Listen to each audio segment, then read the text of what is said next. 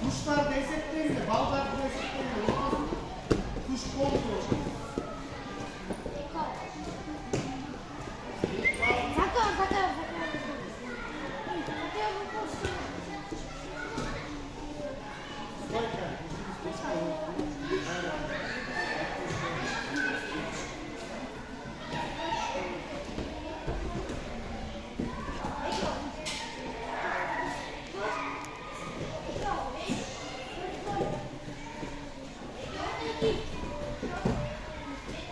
Yapma, tabirden girdik ki. Tuşka bastı. Oğlum götürelim. Tuş buldu. Şöyle birinci getirip bakayım. Yaklaş, şöyle kaçalım şimdi. Ya. Mikrota. Buradaki. Yaklaş, aç şu.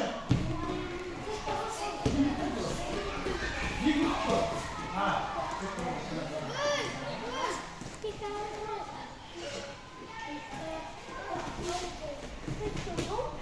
Hey!